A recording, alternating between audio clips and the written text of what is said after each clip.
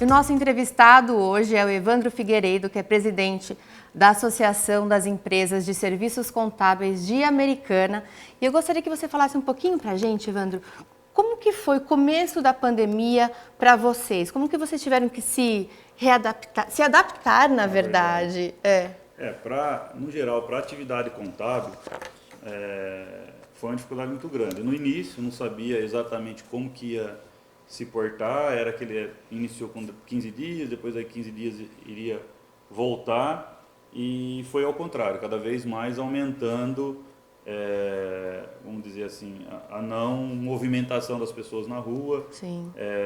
As empresas meio sem saber o que fazer com os funcionários, né? A questão do movimento que teve perante as informações que chegavam, isso acabou afetando.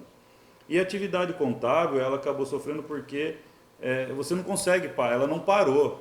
No dia a dia, você tem as escriturações, tem as folhas de pagamento, você tem as obrigações que tem que ser entregue. Então, você não consegue falar assim, vou parar hoje e vou voltar daqui 15 dias a voltar a trabalhar. Eu acho que pelo contrário, em vez de parar, acho que aumentou a demanda, Exatamente. né? Em virtude disso, os clientes dos escritórios, das empresas, os empresários, de um modo geral, queriam saber como que eles faziam, queriam saber se podia, num primeiro momento foi assustador, vou ter que demitir todo mundo, começou a suspender pagamento, todo mundo falando que não ia mais pagar ninguém, e isso acabou dificultando bastante o que fazer, que decisão tomar. Então isso foi...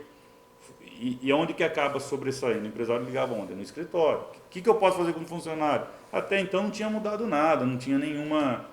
A legislação normal, você não pode suspender pagamento, você não pode reduzir, não poderia fazer nada, né? Sim. E todo mundo na expectativa de um posicionamento, principalmente do governo, do que ele ia soltar de medidas para que se pudesse normalizar. Só que isso decorreu lá no mês de março, entrou abril, todo mundo na expectativa que dentro de um mês voltasse a restabelecer, e pelo contrário, foi aumentando isso. Então, os escritórios, de modo geral, acabam tendo mais trabalho. Apesar do governo anunciar, falou, não, nós suspendemos obrigações, prorrogamos prazos. Sim, foi prorrogado, de uma certa forma, ajudou. Mas mesmo ele tendo prorrogado, o empresário contábil não pode falar assim, olha, a minha obrigação entrega em abril de determinado tipo de empresa, mas eu não vou trabalhar esse mês porque foi prorrogado para julho. Porque são informações que são lançadas diariamente, que acaba na entrega da obrigação, né? E a obrigação são prazos mensais que acaba tendo. Só que antes de entregar, ele tem um árduo trabalho a ser executado das empresas para que isso possa concretizar com a entrega da obrigação. Ajudou o prazo, que não gerava multa para entregar posteriormente, e isso deu um pouco de folga, mas o trabalho em si não tinha como separar de trabalhar. Exato. E aí, além disso, começou. Home office, se fala muito de home office, trabalhar em casa, não poderia mais sair. E como que os escritórios se adaptavam para isso, para atender toda a necessidade, principalmente quando começou a sair as medidas provisórias, que a maior parte delas foi relacionado aos empregados, que você poderia suspender contrato, reduzir carga horária, reduzir salário. E houve bastante dúvidas na época de como que seguia, cada um às vezes tinha um entendimento da medida provisória. E aí os escritórios acabaram tendo uma demanda muito maior. Uns falaram assim, bom, nós vamos ter que colocar todo mundo home office. Outros tinham mais dificuldade, porque não é simplesmente você falar, a pessoa vai trabalhar em casa. Tem a questão do computador, tem a questão do sistema que tem que utilizar. A internet. Muitas vezes a pessoa, na casa dela, vê se tem condições, local, muitas vezes adequado para poder trabalhar, né? E a internet ainda hoje é o que era principal na questão. E, além do mais, uma grande preocupação que a gente vivenciou dos escritórios era, vou pôr o funcionário em casa, como que é a segurança da informação, porque a gente trabalha com informações confidenciais, né, dos empresários. Então, teve assim que todo mundo sair fora da caixinha, eu digo, para saber assim como que a gente pode trabalhar diferente para atender todas as demandas, de uma certa forma manter o cliente satisfeito e seguir a vida com todos os controles em virtude da pandemia, em virtude da proliferação do vírus e cada vez mais se escutando, aumentando, questão de, infelizmente, de várias mortes sendo anunciadas. Sim. Mas, de uma certa forma, a nossa atividade não pôde parar para o trabalho, né? Teve que continuar. Vocês se readequaram, foi ótimo, deu super certo e, como você falou, não tem previsão de voltar, né, entre aspas, ao normal. Ao normal. Né? A gente vai falar mais sobre isso, eu tenho algumas outras perguntas para fazer, mas a gente vai para o intervalinho e voltamos daqui a pouco.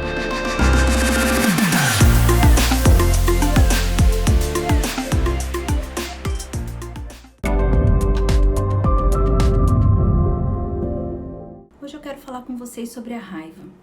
Você sabia que existe uma maneira de neutralizar esse sentimento tão nocivo dentro de você? Sim, existe. Usando de empatia. Da próxima vez que alguém fizer ou disser algo que deixe você com raiva, use de empatia. Coloque-se no lugar do outro, entenda o ponto de vista dele. Tente descobrir as razões pelas quais ele agiu desta forma. Acredite, nada do que essa pessoa diz é a seu respeito. Na verdade, ela está falando dela mesma, das suas próprias sombras, daquele lado que ela tenta esconder de todo mundo. E não dá para sentir raiva de alguém que é digno de compaixão, que é tão incapaz de lidar com as próprias dores. Lembre-se disso quando estiver diante de alguém assim. Todos somos imperfeitos.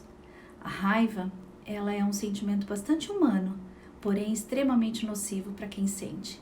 Pense nisso e até o próximo vídeo.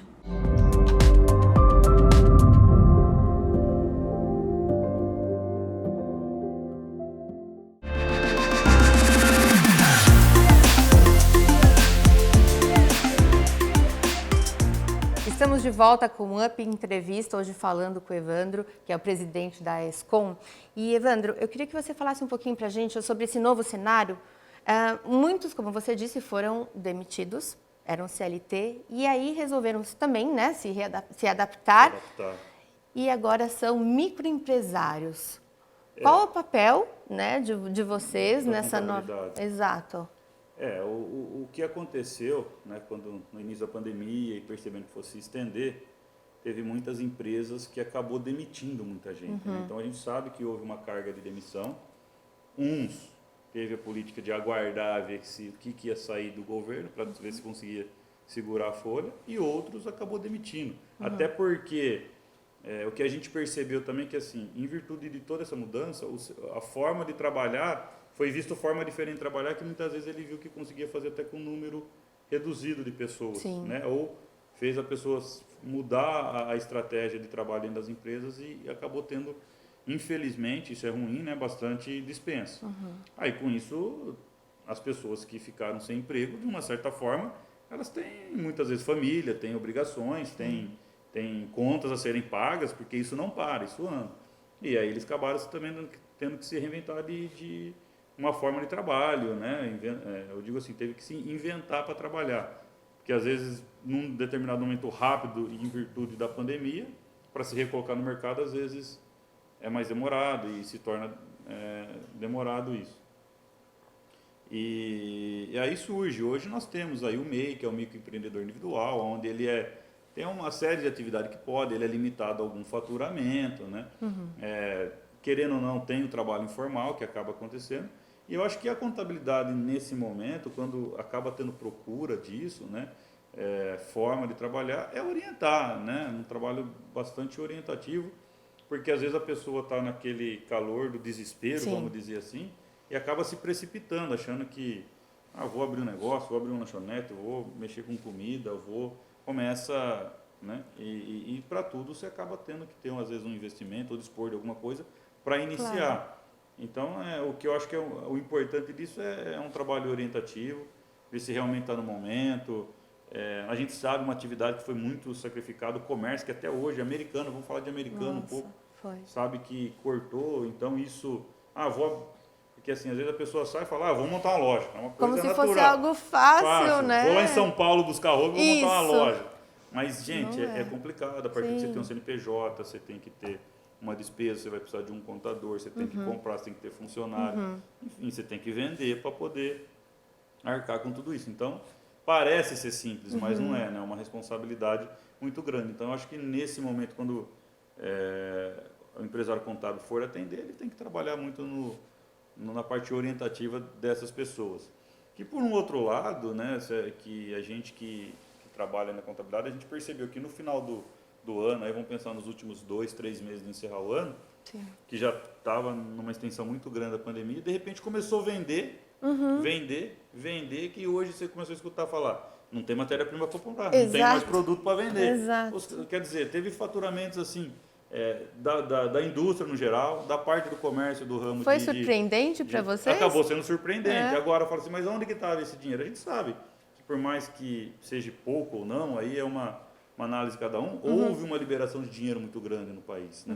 O governo liberou no primeiro momento R$600 por 2, 3 meses. Você fala, mas R$600 para um X milhões de pessoas, foi liberado milhões de dinheiro que talvez que a pessoa teria que usar para um fundamento, a gente sabe que acabou utilizando ou para fazer um churrasco, ou para comprar uma roupa, ou para trocar de celular. É uma coisa natural. O consumo do brasileiro, ele é natural. O brasileiro não tem uma cultura de guardar, de investir, ou de segurar, falar, nós estamos num momento crítico, tem que segurar porque eu não sei se amanhã eu vou conseguir comer, vamos dizer assim, né?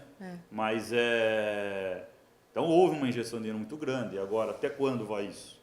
A gente já percebe que começou a segurar. Mudanças de legislação. Também, isso tudo influencia. Então, você vê que num primeiro momento houve a dispensa, muitos empresários falaram assim, não, eu não quero ficar com dívida, eu estou com dinheiro, eu vou liquidar para o meu funcionário não ter problema, vou mandar embora, ele recebe tudo, porque amanhã depois eu não sei como vai ser. Outros já preferiram segurar. Em contrapartida, com essa demissão, houve muitos autônomos, vamos dizer assim, ou pessoas que foram demitidas, recebiam dinheiro e pretendendo montar um negócio. Então, eu acho que é a hora do empresário contábil orientar, ter bastante cautela, porque muitas vezes é até na parte de precipitação da pessoa de querer abrir. E a gente o empresário contábil, sabe qual que é a demanda, a exigência que tem, com certeza, para manter uma empresa, a questão do impacto. Hoje a nossa carga tributária ela é pesada. Para você manter um funcionário registrado hoje, ela é pesada. Então tudo isso é difícil pro empresário. Então, na hora de abrir um negócio, você tem que estar muito certo daquilo que você está fazendo, tem que ter dado uma estudada de mercado, né? Apesar de a gente saber que não é fácil.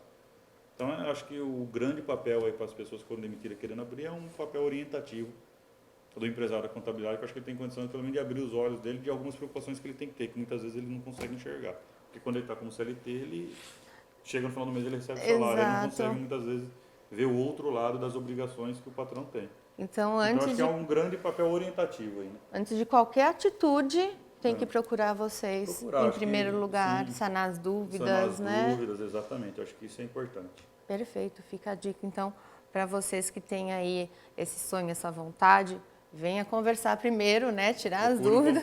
Procure um contador próximo de você. Então, Evandro, muito obrigada pelas suas orientações. Imagina. Foi de muita valia, realmente é um momento que nós temos que dar uma segurada e pensar bastante. Imagina, em nome da Escom, né? Espero que pudemos contribuir aí com um pouco de informação e ficamos à disposição para qualquer necessidade. Muito obrigada.